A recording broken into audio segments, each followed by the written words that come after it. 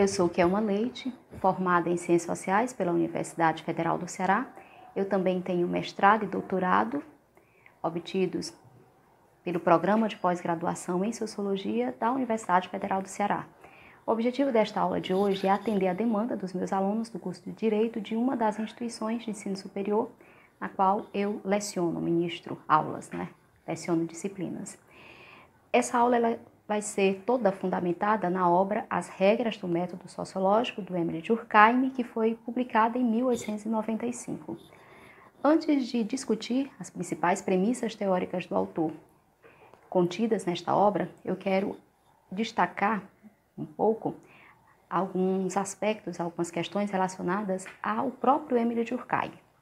O Émile Durkheim, ele é um sociólogo francês. A sua obra tem como principal, toda a obra de Durkheim tem como principal objetivo conferir à sociologia uma reputação verdadeiramente científica. O Émile Durkheim ele foi responsável pela introdução da sociologia no âmbito acadêmico. E essa obra, As Regras do Método Sociológico, que foi publicada em 1895, tem como principal objetivo escrutinar o fato social, que é o objeto de investigação da sociologia, e também apresentar aos leitores e à comunidade acadêmica os métodos de investigação do objeto de investigação da sociologia, que é o fato social.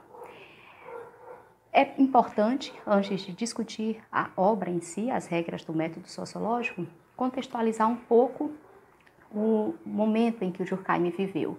O Durkheim ele nasceu em 1858 e faleceu em 1917, portanto, ele viveu numa época que é denominada pelos historiadores como Belle Époque.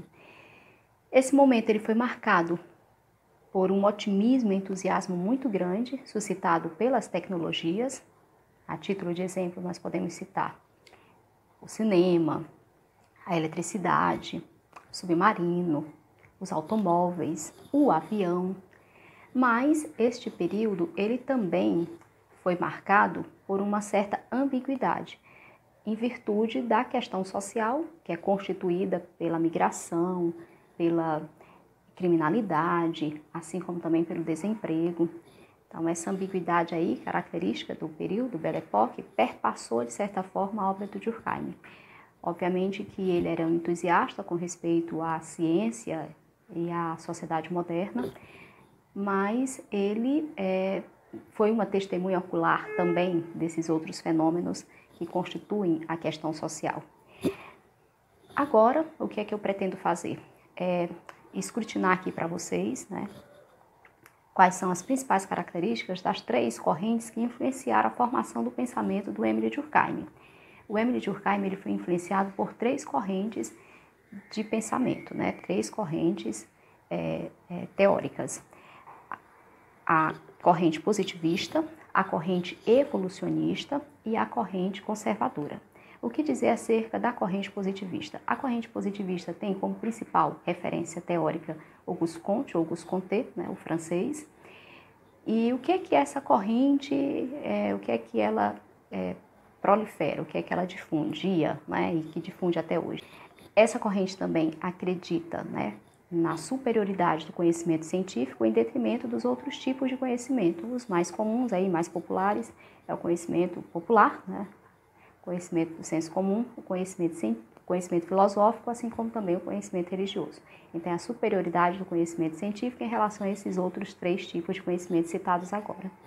A corrente conservadora tem como principais referências o Edmund Burke, assim como também Joseph de Maistre, e também Louis Bonald. Acho que é essa a pronúncia. Creio eu que os três são franceses.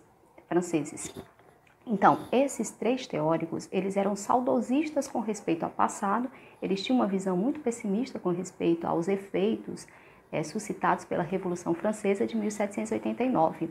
Eles defendiam a ordem mais do que o progresso. O Durkheim, ele não era um defensor, assim, apenas da ordem. Ele acreditava, ele era um entusiasta e acreditava que as tecnologias e a ciência moderna seriam capazes, sim, de solucionar os problemas da humanidade, ou pelo menos dirimir, os problemas suscitados pela sociedade moderna capitalista.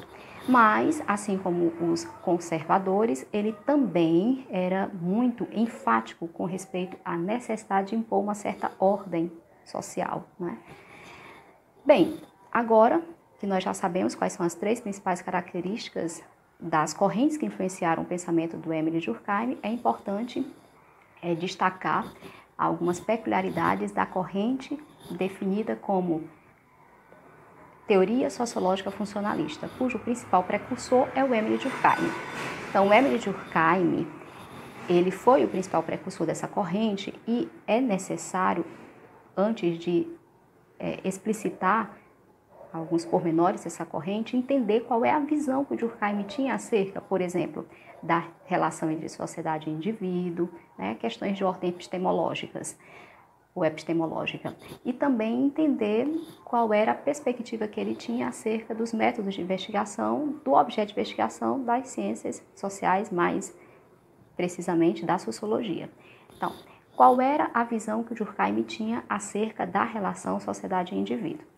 O Durkheim, ele diz em sua obra, e está muito claro nas regras do método sociológico, que a sociedade tem precedência sobre os indivíduos, ou seja, a sociedade ela é superior ao indivíduo. É a sociedade que modela, que condiciona, que padroniza comportamentos. Uma frase que é muito conhecida do Durkheim, que está na obra As Regras do Método Sociológico, no primeiro capítulo, é: a sociedade é uma realidade sui generis. O que isso quer dizer? A sociedade fica enquanto que os indivíduos passam, ou seja, os indivíduos passam e a sociedade fica. O Durkheim, ele, obviamente, que ele não dizia que é possível a existência de uma sociedade sem indivíduos, isso é ilógico, mas a perspectiva dele era a seguinte: uma vez criadas as estruturas sociais, as instituições sociais, elas adquirem autonomia e elas assumem uma certa independência com respeito ao indivíduo. É por isso que ele afirma que a sociedade é que modela, condiciona, padroniza comportamentos, costumes, hábitos, crenças, né? A sociedade é que é responsável pelo condicionamento social. Então, está claro aqui para vocês qual é a perspectiva do Durkheim acerca dessa relação entre sociedade e indivíduo. Desculpa. Agora que isso já foi explicitado, é importante nós atentarmos para uma outra questão, né, de ordem epistemológica. Qual o método de investigação que deve ser adotado pelos sociólogos ao investigar os fenômenos sociais? E qual o objeto de investigação da sociologia? Bem, lá no capítulo 2 da obra As Regras do Método Sociológico, o Durkheim ele assegura que os fatos sociais eles devem ser tratados ou encarados como coisas. O que isso quer dizer?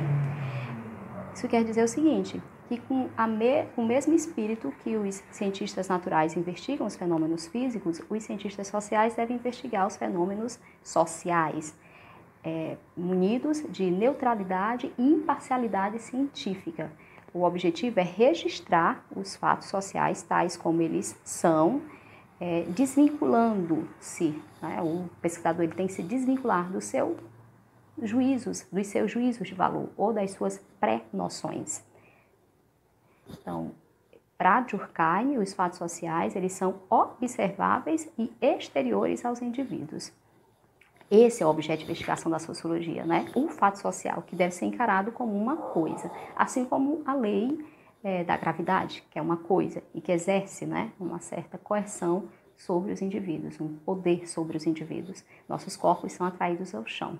A definição que o Durkheim dá acerca do fato social é a seguinte: essa definição se encontra lá no capítulo 1, no último parágrafo deste capítulo. Ele diz assim: fato social é toda maneira de fazer, fixada ou não, suscetível de exercer sobre os indivíduos uma coerção exterior, que é geral no âmbito de uma dada sociedade e que é independente das manifestações individuais, né? Ou seja, tem uma existência própria, é independente da vontade particular. Nesse sentido, nós podemos dizer que o fato social possui 3 principais características. O fato social é coercitivo, ou seja, exerce um poder sobre os indivíduos de coerção.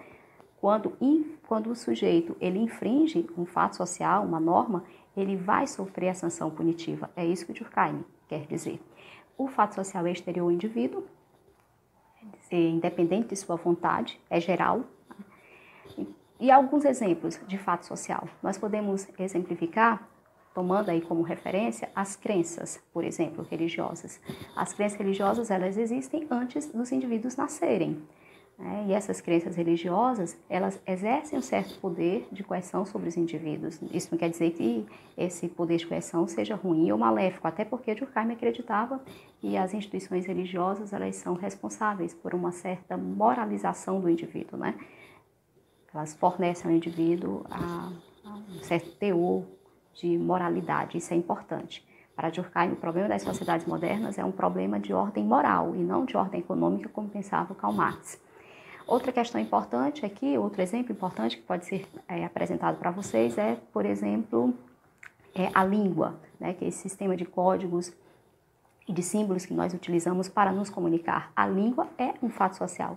Antes da Kelma nascer, assim como também antes de vocês nascerem, a nossa língua, o português, já existia.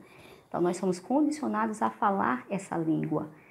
E se nós não nos comunicarmos utilizando esse código e símbolos, esses códigos e símbolos que caracterizam a língua portuguesa, nós vamos sofrer sanções punitivas. Por exemplo, uma professora como eu, né, de ensino superior, se eu insistir em sala de aula, conduzir a minha aula, proferir, né, o conteúdo numa língua que não o português, eu vou sofrer as sanções punitivas da instituição e de vocês também, dos alunos. Então, exerce esse poder de coerção, o fato social. Outro exemplo é o sistema de créditos que eu utilizo para realizar minhas transações comerciais, as práticas seguidas da minha profissão. Então, todos esses exemplos aí, esses fenômenos, são fatos sociais a partir da perspectiva do Durkheim. O fato social, ele não é ruim, é bom que vocês tenham isso em mente, né? Os fatos sociais, eles são importantes, são necessários para a coesão da sociedade e para a manutenção do tecido social. Outro aspecto importante aqui, a ser salientado, é as principais características aí da teoria sociológica funcionalista. Nós já sabemos como é que o Durkheim encara a relação sociedade-indivíduo, qual é a definição que ele atribui ao fato social. Agora sim, vocês estão aptos a entender quais são as principais premissas dessa teoria sociológica funcionalista.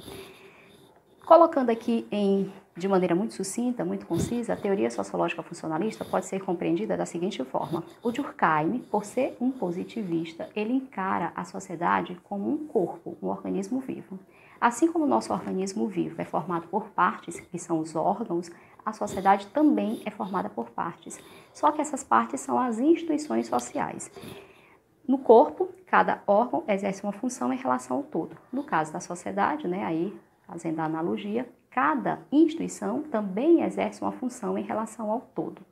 Então, também imprescindível, fulcral, salientar o seguinte, que para Durkheim, o fato social, ele exerce uma função, mas para que para que nós possamos entender a função que os fatos sociais exercem na sociedade, qual é, a funcionalidade do fato social, para que nós possamos compreender essa função, é preciso primeiro considerar, a priori, a causa eficiente.